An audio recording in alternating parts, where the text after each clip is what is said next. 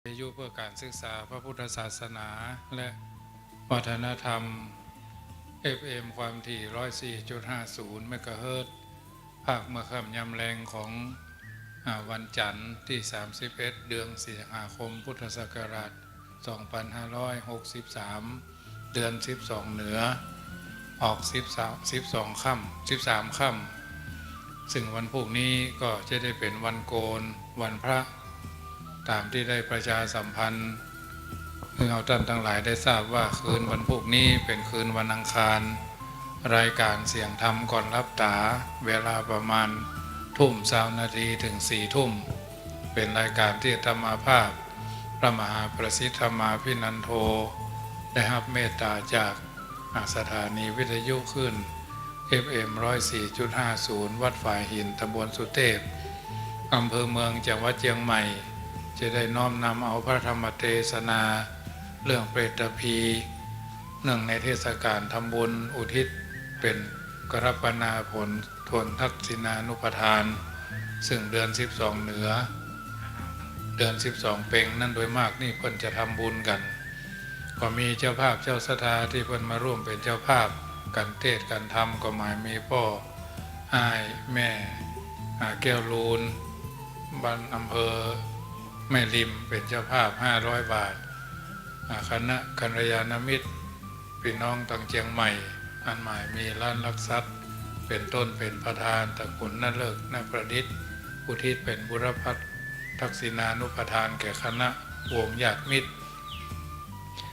พี่น้องที่ฟังคลื่น104ใครเป็นเจ้าภาพกันเทศกันธรรมก็น้อมเอิญเจริญพรแจ้งได้เนอะวันพรุ่งนี้เมื่อค่ำยามคืนวันนี้ช่วงที่ว่างเว้นจากที่มีกิจกรรมอย่างเตื้อกธรรมาภาพของทยอยประชาสัมพันธ์ข่าวสารงานบุญ ที่จะลืมเหี่ยบได้ก็น้ำใสใจจริงน้ำใสใจแจ้งจากพี่น้องจากอำเภอเวียงป่าเป้าพี่น้องจากดอยสะเก็ดพี่น้องจากอำเภอสันกำแพงพี่น้องจากแม่ออนบันทิตลอดจนสารปีไปจนกระทั่งแม่ริมพี่น้องทางดอยหล่อตลอดจนพี่น้องทางบ้านโฮงอำเภอพระฝั่งจอมตองก็มากันนักกันหลายอยากที่จะสาธยายให้มดหรือเสียงได้พี่น้องทางเหล่าแมวเหล่ามุ่นอำเภอเวียงหนองล่องเพิ่นก็จัดหาน้ำพริกเฮ็ดลมนะตลอดจนพี่น้องทางให้ดงก็ทำเกี่ยวกับน้ำพริกกะปิหรือน้ำพริกลงเรือมาถวายพระทหารเพลสำหรับเพลวันนี้เจ้าภาพงานก็ถวายเป็นพระราชกุศลถวายเป็นทักษิณานุปทานคือพ่อเกิดไม่เกิดพ่อบ่ได้ฉันเพลหนัวตอนรับญาติโยมมัดมือพ่องอัญญังพ่องจีปะทะนาต่างๆก็หันญาติโยมรับประทานอาหารแล้วก็มีความดีใจที่ได้ต้อนรับบางอย่างอาจจะขาดตกบกพร่องบ่ได้กำแขนบ่ได้แงนพอหน้าบ่ได้เจรจาด้วยถ้อยคำขอบคุณโดยตรงส่วนหนังสือนั้นญาติโยมที่ได้ไปแล้วก็พยายามเอาไปอ่านเอาไปพิจารณาเอาไปเป็นกำลังใจในการที่จะดำเนินชีวิตเพราะว่าเอาท่านทั้งหลายนั้นดำเนินชีวิตต้องมีหลักยึดหลักประพฤติคือมีหลักเกณฑ์หลักการหลักแหล่งแล้วก็หลักธรรมน้อมนำมาเป็นเครื่องประพฤติปฏิบัติเอาท่านทั้งหลายในโอกาสปีหนึ่งเขาก็มีวันเกิดคนละ1 วันเนาะวันถึงแก่กรรมก็คือวันตายมีแทบจะทุกวันแต่ทั้งนี้ทั้งนั้นก็ถือว่าวันนั้นยังมาถึงเวลาเตื้อเอาท่านทั้งหลายก็ได้กระทำบำเพ็ญสิ่งที่ดีที่งามมาเป็นลำดับขออนุญาตรับสายโทรศัพท์กันเนอะเจริญพรขออนุญาตพระอาจารย์ตอนนี้ถ่ายทอดอะไรเนี่ยขึ้นเกี่ยวกับพระพุทธศาสนาของวัดฝายหินมันเหมือนกับไปประท้วงอะไรนะไม่มีประท้วงอะไรหรอกที่พูดเหมือนประท้วงเรื่องอะไรผมไม่มีประท้วงอะไรหรอกเสียงเด็กเสียงอะไรเจ้าเนี่ย ไม่มีแถวนี้ไม่มีไม่ที่ออกอากาศตัวเนี้ยที่ออนแอร์ตัวเนี้ยพูดเรื่องไหนลองถามทั้งหลังพอดีอาตมากำลังพูดออกอากาศเนี่ยเสียงที่มันเขียนว่าเหมือ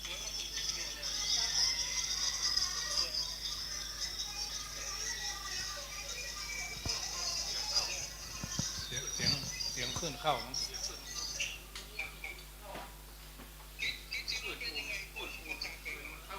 อ๋อที่นี่ไม่มีอะไรไม่มีงานอะไรเลยไม่มีอะไรเลยเอารายการธรรมสัญจรเดี๋ยวประมาณทุ่มกว่าเนี่ยเอาธรรมะบรรยายขอบคุณโยมที่มาทำบุญวันนี้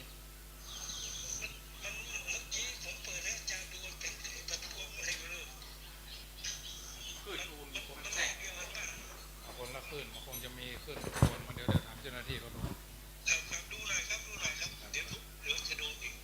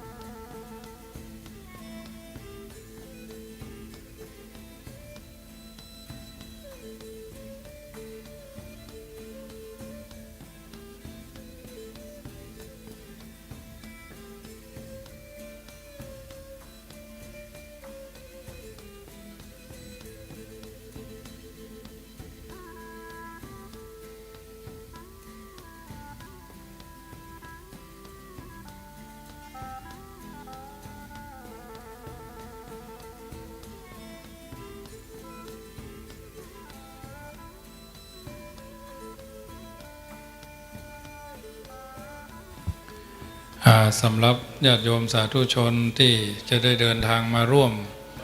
ในงานทำบุญอายุวัฒนมงคลช่วงเจ้าภาคบ่ายก็ทักษิณานุปทานเมื่อค่ำยำคืนของวันนี้ตามกำหนดการก็เวลาประมาณทุ่มเกิงพระเจ้าประสงค์และครูบาอาจารย์ในตำบลมะกอกชมรมกำนันผู้ใหญ่บ้านในตำบลมะกอกก็จะพร้อมกันณมณฑลพิธีแห่งนี้ก็มีการบูชาไฟไหว้พระทำพิธีเปิดกล่าวเปิดงานแล้วก็เรียนครูบาอาจารย์ที่มาร่วมตลอดจนชมรมกำนันผู้ใหญ่บ้านที่เพิ่งจะมาร่วมที่นี่ก็ได้พร้อมใจกันบูชาไฟไหว้พระเป็นลำดับลำดาเกิดเป็นมงคลแก่ผู้มาร่วมงานเสร็จจากนั้นก็สมาทานศีลห้าโดยไวยสารัตนาท่านพระครูศิริปริยัติยานุศาสตร์ด็อกเตอร์พระมหาดวงจันทร์คุตตสีโลปริยนธรรมห้าประโยคด็อกเตอร์เจ้าอาวาสวัดปันแหวนรองเจ้าคณะอำเภอแม่แจ่มเป็นองค์มาเทศนาซึ่งทุกปีคณะสงฆ์ทุกตำบลในอำเภอป่าซางและก็ในจังหวัดลำพูนเพื่อนก็จะมีการจัดกิจกรรมธรรมสัญจรบวรเคลื่อนที่บางตำบลก็จัด2 เตื้อบางตำบลก็จัด3 เตื้อ4 เตื้อแล้วแต่ความพร้อมของตำบลนั้นๆบางตำบลก็จัดเตื้อเดียวในแต่ละปีโดยดำริของพระเดชพระคุณท่านเจ้าคุณพระเทพรัตนนายกก็มีมติในที่ประชุมคณะสงฆ์ว่าอย่างน้อยๆก็มีการพบปะแลกเปลี่ยนเรียนรู้แลกเปลี่ยนประสบการณ์ตลอดจนได้สิ่งดีๆซึ่งกันและกันในการพบปะเจอผู้นำฝ่ายปกครองฝ่ายพัฒนาการคณะสงฆ์ก็จะได้มีการเยี่ยมเยียนญาติโยมสาธุชนก็ได้มารู้จักหน้าค่าตาในปะกันพูดจาทักทายกันในกลุ่มของตำบลนั้นๆตำบลมะกอกปี 2563 นี่ก็เปิดที่นี่คือวันนี้ค่ำคืนของวันนี้แล้วก็ปิดวันที่19 กันยาซึ่งเป็นวันเสาร์ก็มีการปิดกันที่วัดบ้านมะกอกวัดหลวงพ่อท่านพระครูสัทธาพิมลท่านรองเจ้าคณะอำเภอป่าซางท่านเจ้าวาดก็จะได้ปิดกันกลางวันอันนี้ถือว่าปีนี้เป็นทำ2 ครั้งอันนี้ก็ถือว่าเป็นกิจกรรมที่สนองงานของผู้ปกครองชั้นสูงส่วนวันนี้ก็ได้รับเมตตาจากครูบาอาจารย์มาเป็นองค์จำเริญพระพุทธมนต์ตั้งแต่เจ้าช่วงเจ้าก็12 รูปช่วงภาคบ่ายนี่ก็45 รูปครูบาอาจารย์บางรูปก็มีศาสนกิจบางรูปก็อาพาธส่วนมากจะมีภาระธุระแต่ละวัดบางที่เพิ่นก็จัดกิจกรรมตานสังพ่องตลอดจนกินสลากพ่องบางท่านก็มีภารกิจธุรกิจที่ต้องรับผิดชอบมือต่อเนื่องฉะนั้นถือว่าไปมาหาสู่ซึ่งกันและกันปีหนึ่งก็มีกิจกรรมถ้าบ่มีงานก็ได้ปะกันส่วนมากในแต่ละหมู่บ้านก็จะมีงานเทศกาลเดือน12 เพ็งตานขันเข้า100 ขันพ่องสลากพ่องต้นเงินพ่องแล้วแต่จะของแต่ละที่แต่ละแห่งจะพร้อมกันที่วัดจังกรรมนี้ก็ปกติทั่วไปก็คือวันพวกนี้เมื่อคืนก็จะได้เทศนาธรรมเรื่องเปตพีต่างคืน104เวลาทุ่มเกิงถึง4 ทุ่มพร้อมทั้งธรรมบรรยายหลายอย่างก็จะได้รวบรวมปัจจัยจากการแสดงธรรมทางวิทยุมาเป็นกันสลากโจกนะวัดจังกรรมก็จะปักไป6 ต้นนะก็จะปักต้นละ350 บาทเพื่อเป็นถวายแก่พระเจ้าประสงค์ที่เพิ่นมาจับฉลากได้วันที่14 กันยาที่วัดพระพุทธบาทตากผ้าก็ถือว่าทำกันไปช่วยกันไปเนาะตั้งต้นไว้เป็น350ญาติโยมใน3 หมู่บ้านก็จะไปร่วมกันแถมแล้วแต่ถือว่าปีนี้อำเภอเมืองเพิ่นก็นิมนต์เฉพาะในอำเภอเมืองอำเภอป่าซางเขาก็นิมนต์ในอำเภอป่าซางเขาตั้งแต่โรคโควิดอย่างเข้ามาก็มีการปรับเปลี่ยนไปตามที่ทางการราชการบ้านเมืองเพิ่นมีกฎมีระเบียบอย่างเอารัดกุมป้องกันดีกว่ารักษาใส่แมสอย่างตามที่เพิ่นมีประกาศกฎกระทรวงสาธารณสุขนะ เอาก็ปฏิบัติไปตามนั้นพระเจ้าประสงค์บางรูปคนก็ยังปฏิบัติกิจกรรมส่วนนี้อยู่ฉะนั้นวันนี้ค่ำคืนนี้ญาติโยมที่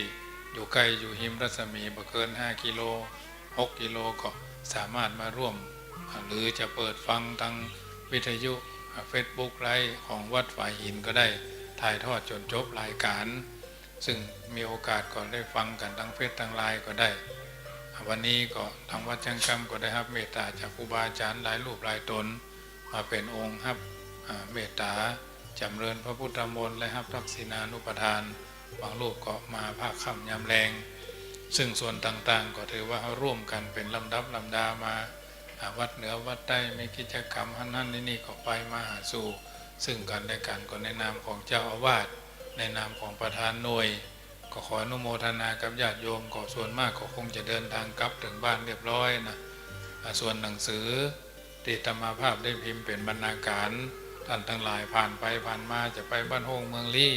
ก็มาแวะเอาได้นะมาแวะเอาได้ที่วัดจังกำหนังสือเกี่ยวกับกำลังใจตลอดจนธรรมะ59 บทความธรรมะสว่างใจก็จะเป็นบรรณาการในการต่อสู้ความที่เราทำการทำงานส่วนใดส่วนหนึ่งได้ดังนั้นช่วงนี้ก็เปิดเพลงทางสถานีฟังไปเรื่อยๆก่อนเนอะเพราะครูบาอาจารย์เพิ่งเดินทางมาก็มี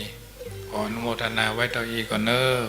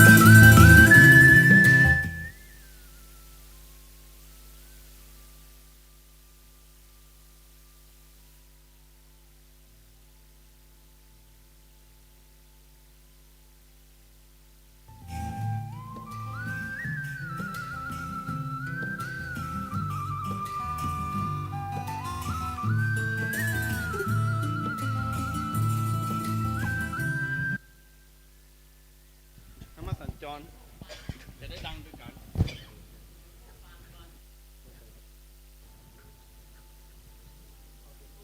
มานี่มานั่งด้วยกันนี่เกมมาแล้วเอิญนี่เนาะ10 นิ้วนอบน้อมบังคมกราบนบไว้ที่เคารพแก้ว3 ประการสมเด็จพุทธพระตนศักดิ์สารพระธรรมบาลคำสอนตั้นเจ้าสังฆประสงฆ์ตนสืบเก้าเงาศาสนาเฮาองค์พุทธปิตามารดาอาจาริยะผู้เป็นครูแก้วสอนดีตัวข้าม่อนไทยขอเอาวจีเป็นกรอนวาตีโบราณข้าวสร้อยต่างดวงบุพผามาลาดอกน้อยน้อมถวายวันตาตั้นไทยแลเฮยสามัคคีมีค่ามหาศาลตลอดการก่อเกิดประเสริฐผลพลังงานสร้างโลกให้โสพลพลังคนช่วยเร่งรัดพัฒนา1+1+1ก็ถึงล้าน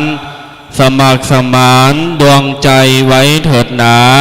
1 สมอง2 มือคือความศรัทธา